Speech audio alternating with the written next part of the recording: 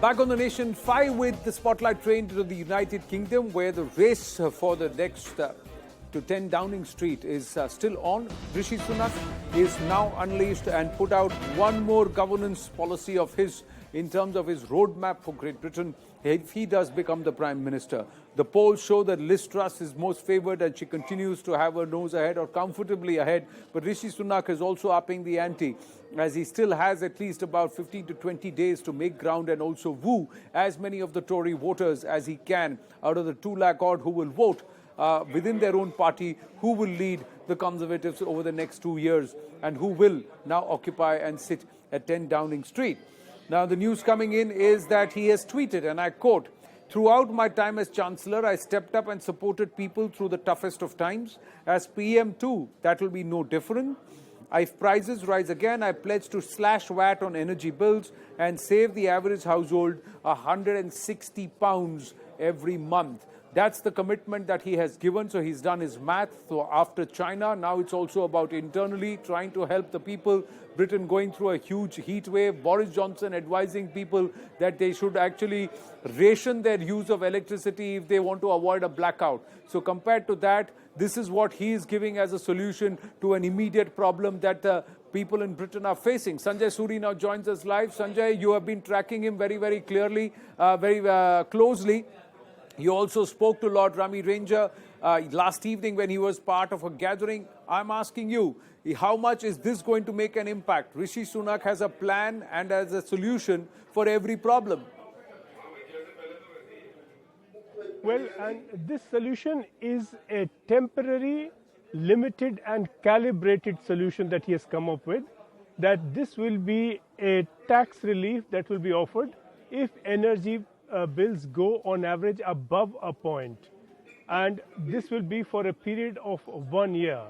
But he is being much attacked for this because he is being accused of making a screeching U-turn by Truss's camp, and that is because in February he had opposed such a tax cut that had been proposed by the opposition Labour Party.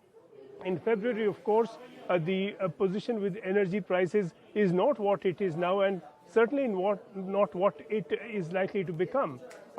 Rishi Sunak is responding to the changing scenario and introducing and promising a degree of tax cuts to help people through this. But this is the first time that he's talking of tax cuts, and so he's being accused of U-turn.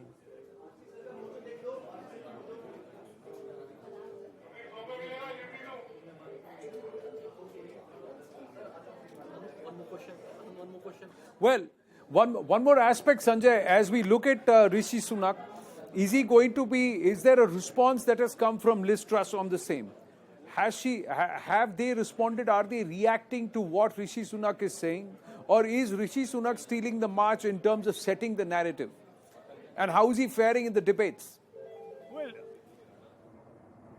Well, the debate, we know the second debate was truncated, but when it comes to debates, and were it to be decided by debate alone, Rishi Sunak would be through. I mean, he's very much more convincing. He knows what he's talking about, and it shows.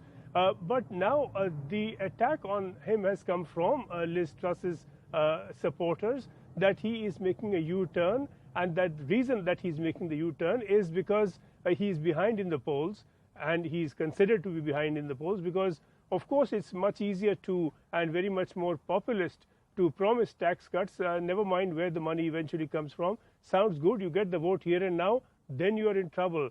But this is being seen as a degree of compromise between a measured long-term policy and some temporary solutions. Sunak still is focused on the long-term policy. He is still focused on tackling the inflation before promising tax cuts, which would only make inflation worse. But he is being realistic, and he is offering some temporary limited solution were energy prices to rise above a certain level. And of course, it's inevitable that the other side would call this a U-turn.